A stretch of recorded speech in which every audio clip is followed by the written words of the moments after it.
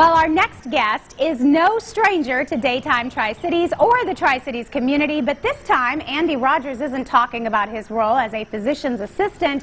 He is talking about his new role as a children's book author. He joins us today to tell us about his book called Andy and the Beats. And Andy, it is great to have you on the show. Yes, thank you so much for having me. I'm sorry I couldn't be in the studio today. I had to be at the beach, so, you know, duty calls, you know? Yeah, I love that. I'm like, no stranger to the Tri-Cities. He's a local guy, but here you are at the beach enjoying Hilton Head. We're happy that you're on a little vacation. You have a lot to celebrate.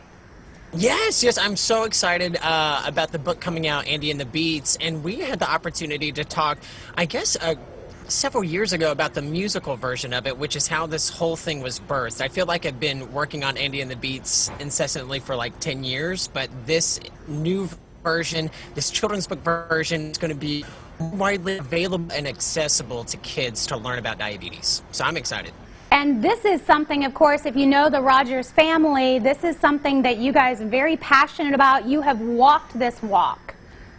We have, yes. So my sister and I both have been dealing with type 1 diabetes for almost 2 decades now. My sister is going on a diagnosis of up to 24 years, and I'm on about 16.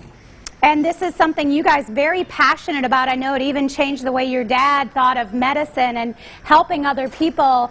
And so it's funny you say that you've been working on the music and the book for several years, because really it's something that's been part of your whole life. Oh, absolutely. What happened was that I began to care about type 1 diabetes through Kelly's diagnosis, my sister's diagnosis, and I realized that you really have to put a name and a face to something that is different from you in order to care about it and put time with it. So that's what I wanted with Andy and the Beats, was for others to start caring about the story of Andy, this boy that gets diagnosed with type 1 diabetes. They get involved with his character and his journey, and then that way they can become invested with type 1 diabetes. So you really have to put a name and a face to it, and that's what I wanted with this character. Do you think, too, that it will help other kids and teens as they're going through something like this? It makes it a lot more relatable? Absolutely.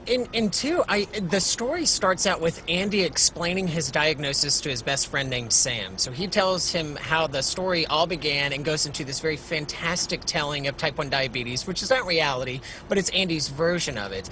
And it's really a way that I want patients with type 1 diabetes to be able to share their stories with others and to help them understand it and to help them walk in their shoes and kind of invite them along with the journey. So it's really not just for kids of young ages, but could be used for, say, a patient with type 1 diabetes in high school to share their story with someone newly diagnosed who might be an appropriate age range of 5 to 7 years old. So it's for all age ranges for sure. Yeah, that was actually going to be my next question, Andy, because I haven't been able to see the book yet because it's just now coming out. But the typical audience, or who you sort of wrote that book for, it seems like to me one thing I've learned about diabetes is it affects the whole family. Everybody is in on it. So it's really going to be that book that pulls everybody together. And kind of gives this message of hope and understanding.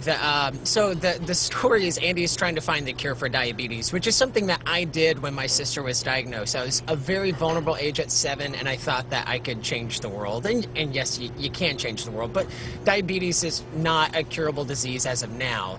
So we kind of already know the end of the story, and I'm excited to kind of see what people think about it whenever Andy figures out about the cure for diabetes and what his version of that happens to be.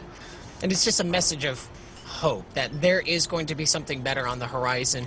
And listen, we're 100 years, this year is the 100-year anniversary of the invention of insulin used as a method for treatment. So we're only 100 years into having diabetes not being a fatal disease, now to being a treatable chronic conditions. I feel very lucky. Well, we feel very blessed to get a chance to read this book. Andy, I've been talking to you about it for several years, so congratulations. Yes.